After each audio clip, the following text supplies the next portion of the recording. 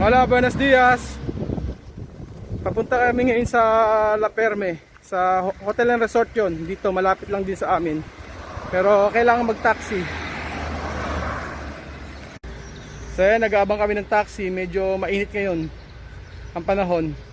Parang tanghalin tapat sa atin sa Pilipinas.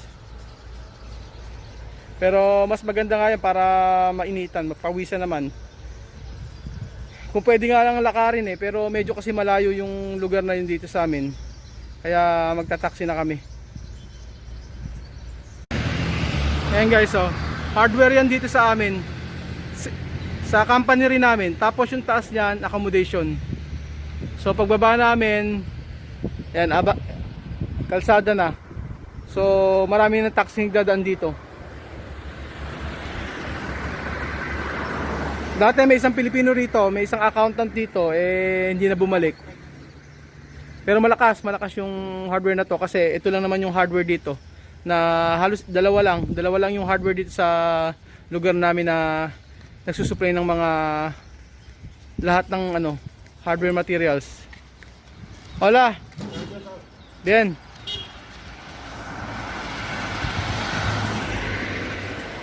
Ayan, wala pang taxi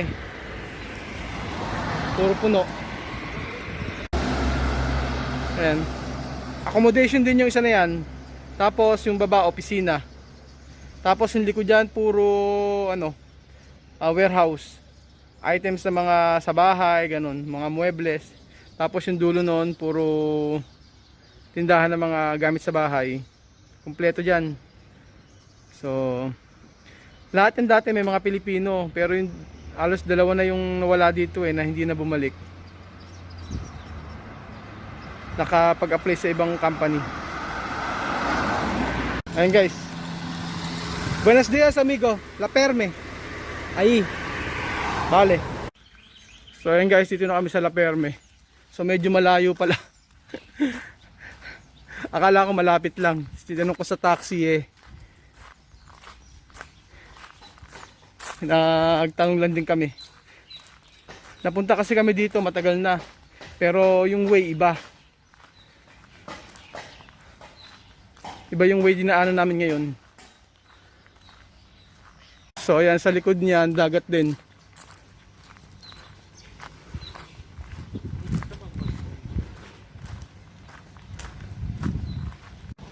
Ayan ganda ng mga halaman pwedeng uwi sa Pilipinas. So wala ang tao. Kami lang.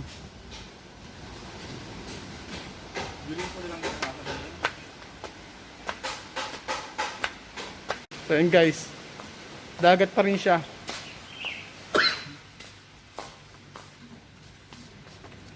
Ganda ng view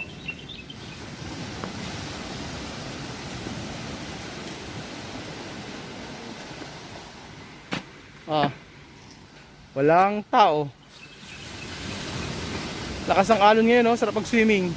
Mamaya mag-swimming kami. Yan, may pool din.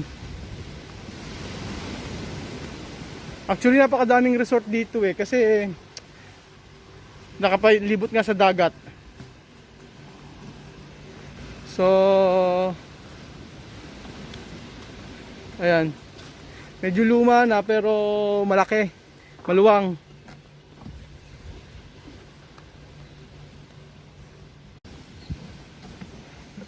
Ayan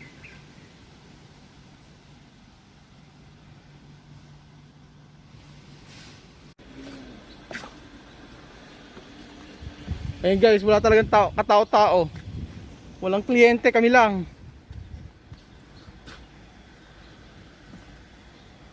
So pwede kayong mamili mag-swimming kung dito sa pool or sa dagat.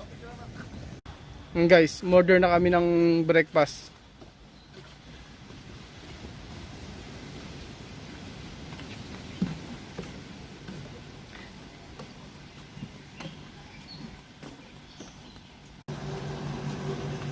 So tinatanong kung saan kami kakain. Sabi ko sa labas na lang. Pero gusto ko makita yung loob ng ng kainan nila.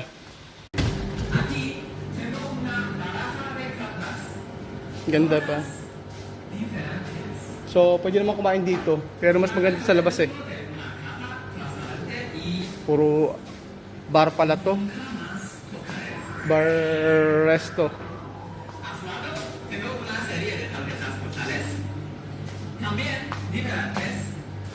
Oh, may shisha din. Pwede rin pala mag-shisha.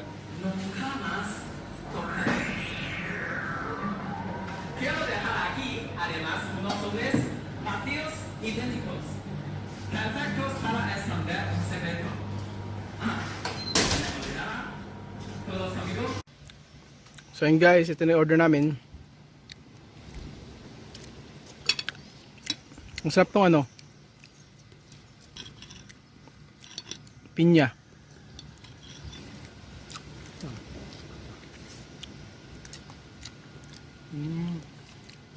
Meron din sila sausage dito. Pero mas masarap pala yun sa Pilipinas. Yung lalo sa Kabanatuan, yung longganisa. Ayan. May bacon.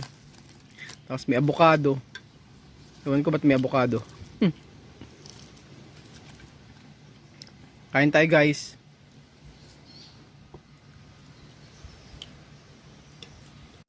Magluto lang tayo bago diba yung halibang is. Inaaya ko yung mga kasama ko dito. Mga pagod galing inventory. So wala kaming kasama. Si Belgian lang nakasama ko.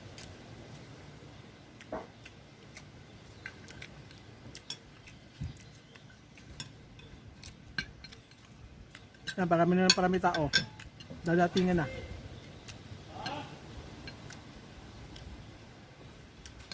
Kala ko nga kanina sarado eh.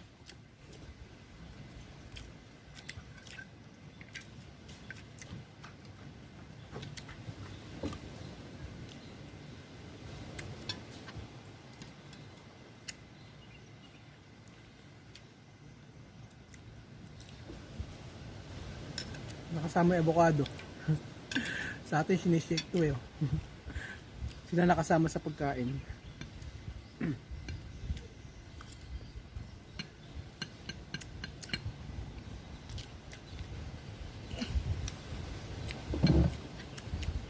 Guys, yun lang kami. Hola guapa. ¿Qué tal? Bien, amiga. Ganda ni ate oh. Ano ito? May mga bilihan ng mga damit. Ito lang ano? Maganda yan.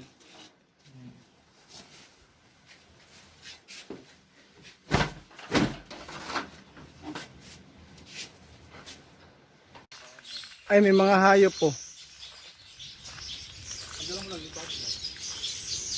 May mga bibe. Ang daming ibon. Oh, may peacock ba yun?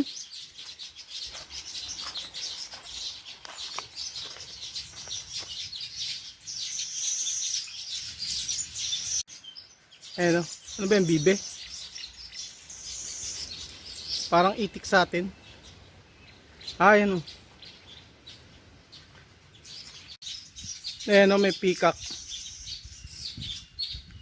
Parang nasa Manila Suka lang eh o. Mga hayop. Pag sa palengke, ang makikita nyo mga unggoy, ahas, pagong. Ayan o. Actually farm to eh. Ibig sabihin ng La Ferme, ibig sabihin farm. Kaso medyo napabayaan na. Nung bago kami nagpunta dito, maganda pa to. Ngayon wala na. Hindi na maayos.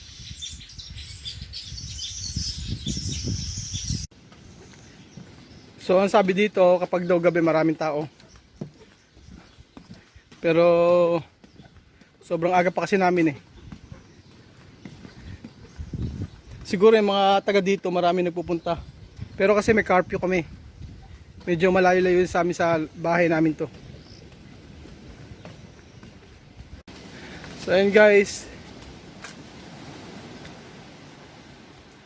Sarap mag-swimming.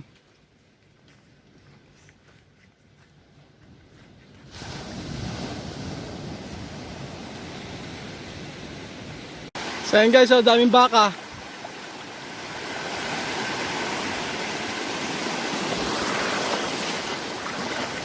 Tabi kasi ito ng farm.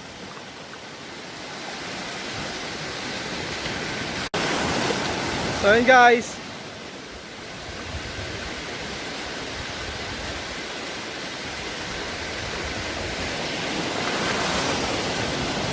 Daming baka oh.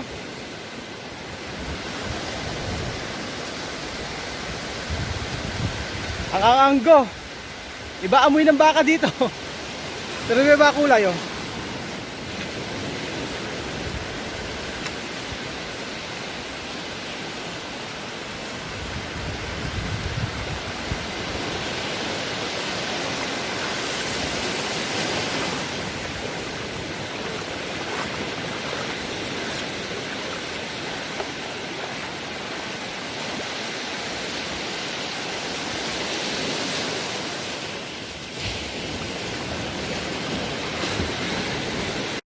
Ang ganda ng view guys oh. So parang may island.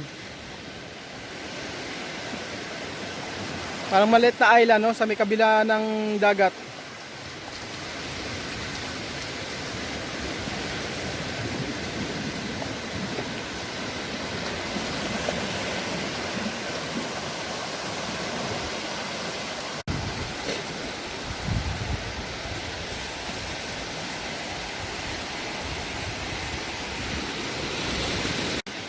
So ayan guys, pabalik na ako sa resort.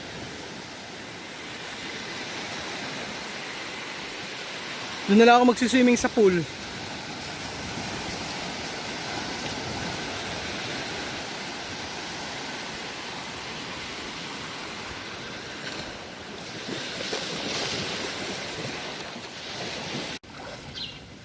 So ayan guys, swimming muna kami.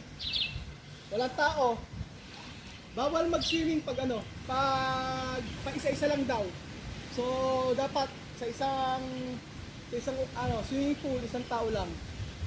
So yun guys, maraming salamat sa lahat ng nanonood ng aking vlog, at sa mga hindi pa nagsusubscribe, subscribe na kayo sa aking channel, at i-share nyo na rin yung link ng aking video. Alam niyo naman ang dahilan na marami ding matutulungan lahat ng kikitain ko dito sa YouTube. So huwag na kayo mag-skip ng ads dahil maraming bata, maraming mga tao dito ang mabibigyan ko ng mga tulong para lang para makatulong tayo mga Pilipino sa bansang ito. So guys, yun lang ang video ko for today. Thank you for watching. See you in my next vlog. Bye!